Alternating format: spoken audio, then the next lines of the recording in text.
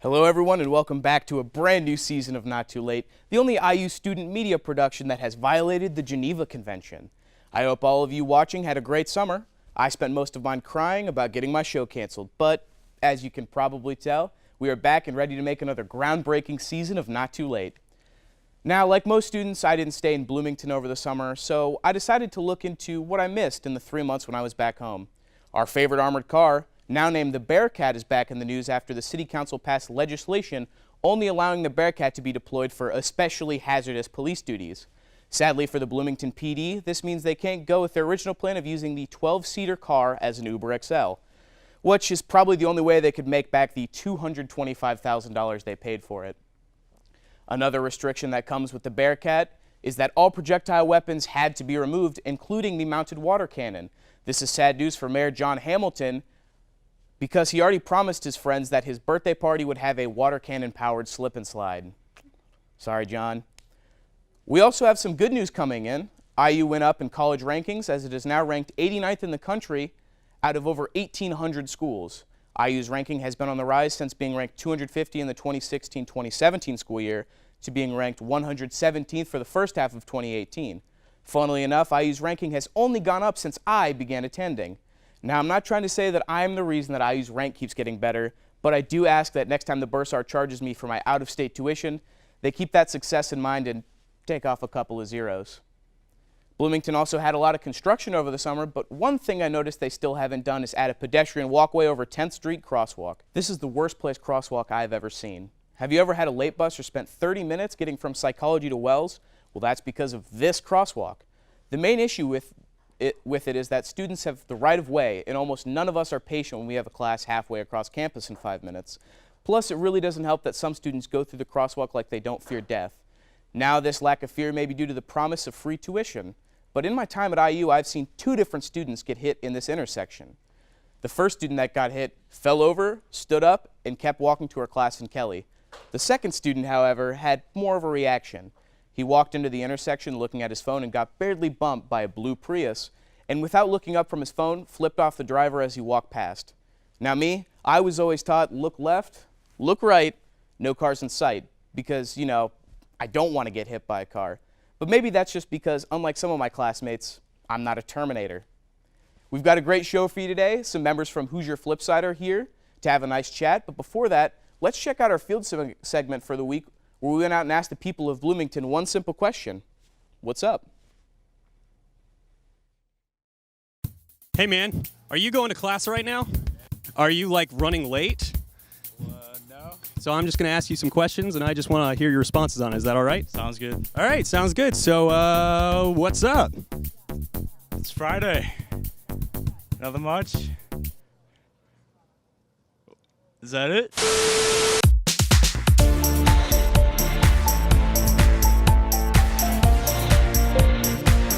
My name's Aaron for Not Too Late.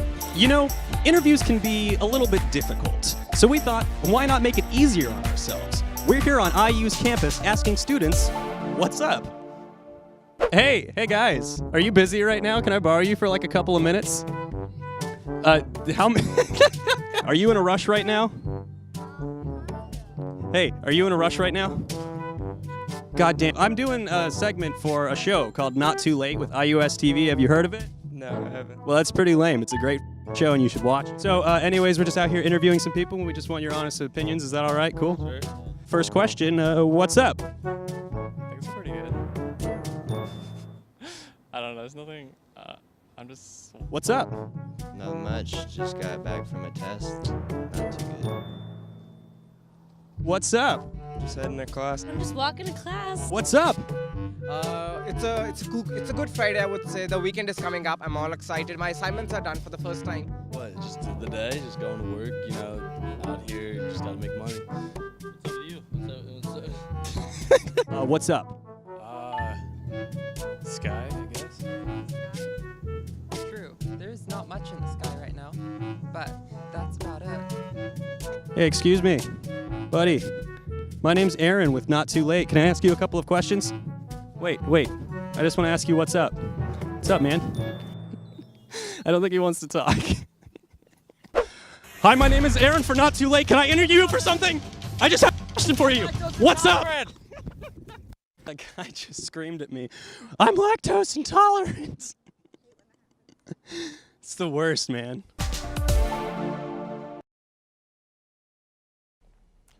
Welcome back to the show. This season we're going to be doing stuff a little differently. Remember a little old segment called This Week My Roommate?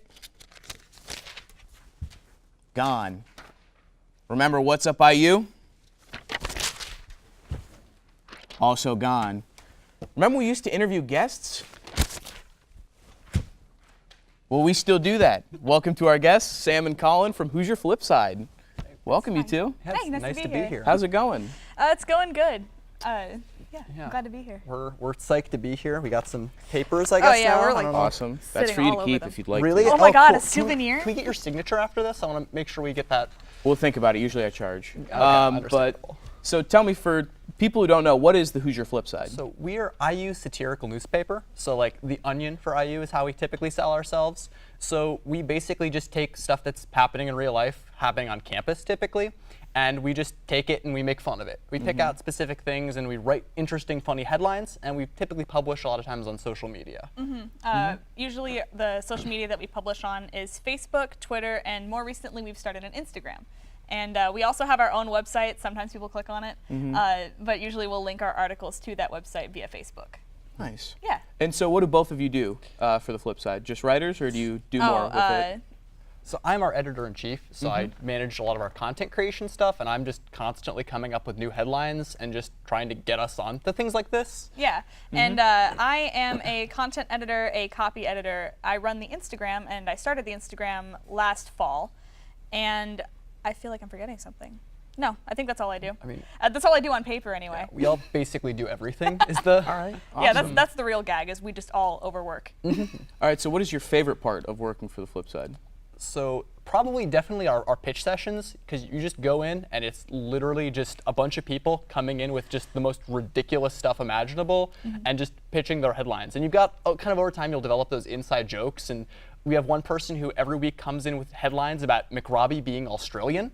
And so we have an entire board of just content devoted to McRobbie's Australian heritage. I don't know if we're ever going to run any of it. I'd hope to eventually, but I'm just psyched to have the content there. Or This Day in IU History, that's my favorite. That's a gem. Can you explain? Yeah, sure. I didn't start it. It was started by a different writer, but they started coming up with headlines that were like, This Day in IU History, and it's like, on this day in November 1964, a student just realized that the Eskenazi Museum of Art has a slur in it. You know what I mean? And yeah, that's not a segment I came up with. My favorite part about Flipside, as cheesy as this sounds, is getting to do stuff like this, because it's like, it actually opens up avenues, and it's like, oh my God, this silly thing that I do on the side actually is resume worthy and can get me onto cool things like this. Yeah, definitely. How many people do you have writing for the Flip Side or working on it? So that's a real question. So we typically have, like, when it comes to actual writers, we probably have 10 to 15. We're always looking for new people, to write and work for us. But when you get down to our actual roster of people who are unofficially affiliated, you're getting more into the 30s, 40s range. We have a lot of people, because it's a fun atmosphere, it's a fun environment, but it's tough to get really committed writers. Oh yeah, I would say we probably have like 40 to 45 people who have been on the Flip Side at some point, or who say that they're on the Flip Side. But in terms of like people that actually come to each meeting, we probably have anywhere from 12 to 15 that consistently arrive. What is your favorite piece that the Flip Side has ever produced? Like, if you just have to pick one, what would you recommend for people? Or what's your favorite? Yeah, me and a graduated former student last semester wrote this piece on John Arthos. Do you know who that is? Okay, if you're in the College of Arts and Sciences, there is a class that you have to take. It's like speech and rhetoric or something, and there's only one professor who teaches it. John Arthos. And he teaches them via video. Everybody knows him. Everybody knows how seriously he takes his teachings. And so we wrote an article basically glorifying him and all that he has ever done. And you should totally read it to see what I mean. My personal favorite is, actually, it isn't one that I wrote. It's one of our newer writers worked on. It was 5 students who died for your midterm curve. That's right. I'm a big fan of that one. It's it goes through just different characters of people who are you typically find in your classes. Like you've got that one guy who leaves 15 minutes in the class and comes back 5 minutes before the end, and you don't know where he goes or like what he's doing, but he's doing something and he's definitely going to fail that exam. Oh yeah. I also like the one that you wrote recently, the senior who shouts fresh meat out of his car, deeply insecure about the future. Yes. I did read that one. I really like that Yeah, one. that was awesome. So are the stories that you write more based on true events that happen on campus, or is some of it just a bunch of whatever you can come up with? Well, I mean, a great example, I mean, typically it's always inspired by something that we see on campus and engage with, but a lot of times we'll kind of try to create it or make events happen. Like recently we actually, we just posted this today, but Oh yeah. we had the, what was it? Students hold candlelight vigil for Burger King at the IMU Yeah. because So it's gone now. we actually Rest in went peace. to the IMU with candles, all wearing black, in like funeral attire, and we just literally held a funeral for the IMU. I said a few words to try to commemorate the long, important life of the Burger King. That didn't make it into the article. That was just something that he decided to do. Just something for fun? Yeah. It's on my Instagram. I'm Oh, proud it of that. is? Great. That's Yeah. good. And yeah, we mostly publish stuff on campus, but we have published stuff about like what's going on in the world. We've published stuff based on just like world events or like U.S. politics, but like in a way that's not it's not taking any one side, just like you would in real journalism. But if we can tie something going on in the world back to campus, we will try because people engage with that a lot more since it's related to them. Definitely. And so how do students get involved with your organization? So typically the easiest way to do that is to contact one of our administrators, myself, Sam, our managing editor, or to go on our Be Involved page and send us an email.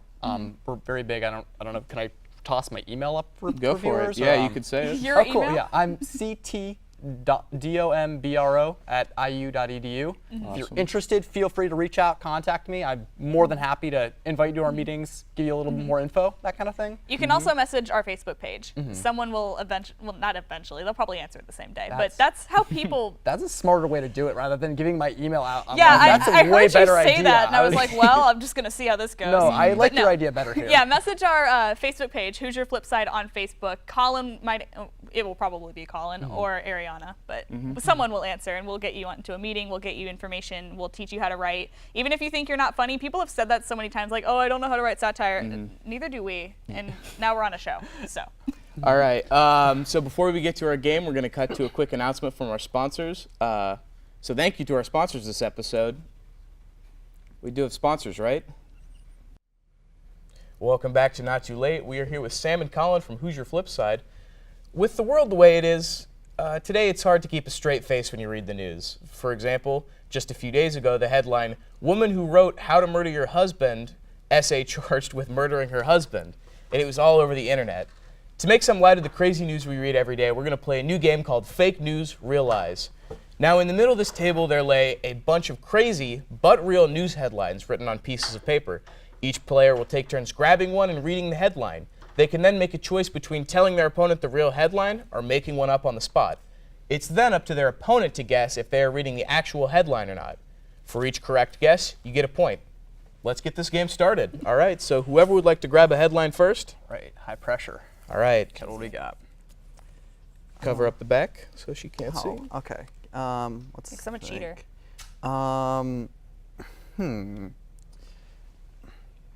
Indiana Satanic Church adopts a highway in Boone County. Adopts? You can do that? Adopt the highway? Yes, you I can. did not know that.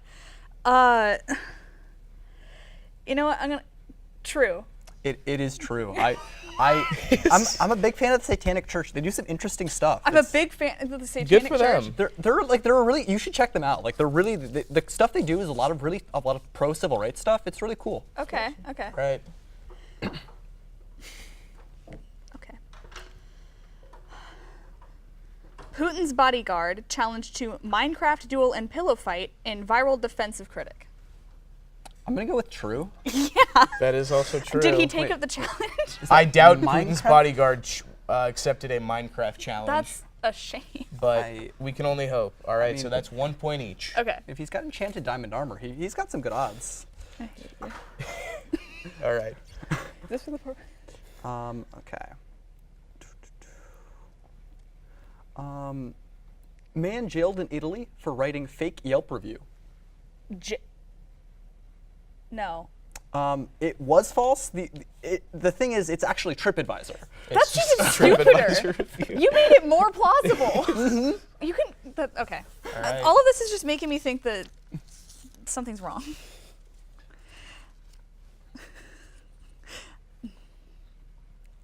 Stranded New York City poop train has small-town Alabamians stinking mad. I enjoy that pun too much. I want it to be real. I'm gonna go with true. It is. All right. It's real. It is now 2-2. Yeah, I didn't look into that story, but from what I gather from the headline, New York just dropped off an old decommissioned subway, and then just it was filled with poop, and it's now in Alabama. Do we know why it was filled with poop? Next guess. Okay, what do we got? Okay. There's a lot here. Okay.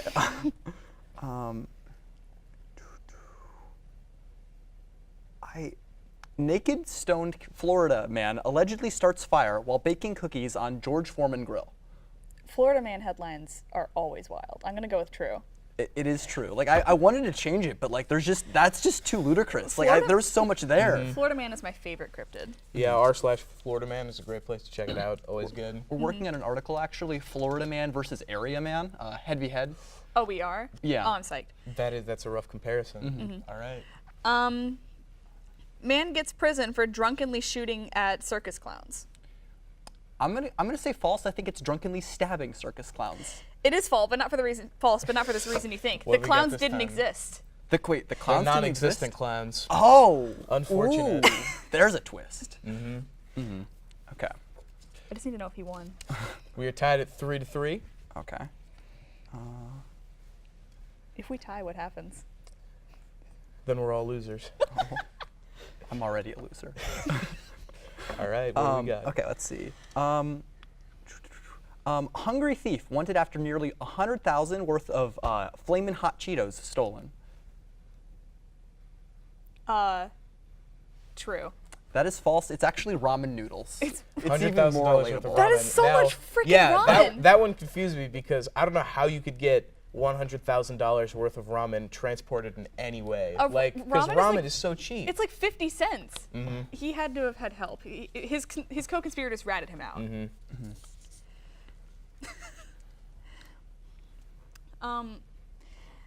Missing child unwittingly joins search party for themselves. It's Missing Woman. I actually You've saw read this that? case a while back. Oh, Yeah. that's lame. You didn't. We're not supposed to research. This is improv. I did not research. I saw it on Reddit a couple weeks back. Colin cheated.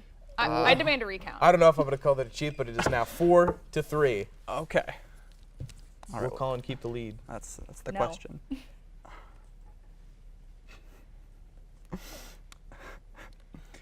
Female monkeys don't trust males, even when they're obviously right. That seems like something you would tell me. Yeah, it's true. How Yeah. much? I All right. I They don't. I mean, yeah. I mean I mean, that's We'll go for that, yeah. do you believe in evolution? Because I sure do now.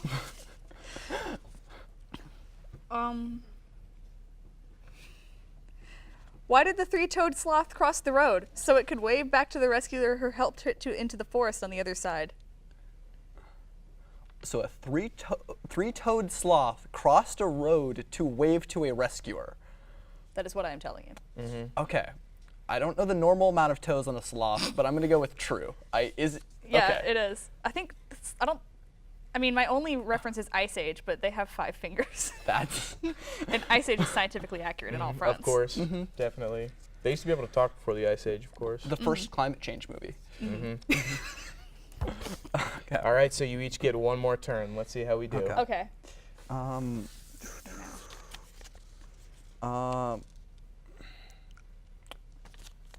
Nope, those aren't mailboxes. Paris rolls out sidewalk toilets. Those aren't what? Those aren't mailboxes? See, I feel like that's something Paris would do, but I'm gonna go with false. It is false. It's sidewalk urinals. Not That's toilets. so much worse. It's intrinsically sexist too, which just makes the whole thing worse. It's Oh yeah. All right, so we are now tied. So if you get this right, you're a winner. wow. Okay. Topless menemist disrupts psychic pig's feeding schedule. Could you understand that? I think I've messed up like 6 So words. topless meninist disrupts psychic pig's feeding schedule. Yes. We're gonna go with I'm gonna go with true. No, it was a feminist. Oh. Ooh. I liked your meninist angle. That's a good Thank change. you. It makes You it never more know if interesting. I feel like I should have said naked meninist because like menimists are just topless anyway. Yeah. Most of the time. All right, so congrats to neither of you. Both of you lost. I'd say I'm the winner because true to I life. knew which ones were true and which ones were false. But I guess none of us are the master of news-based manipulation. A little unfortunate, but I want to thank everyone for coming out to watch our Season 2 premiere. A special thanks to the Hoosier Flipside for coming out. Please check out their website and Twitter. Come back next week to see Jesse Eisenberg prank call the local Papa John's in front of our first ever live audience. See you next time, and don't forget, it's not too late to come back from the dead.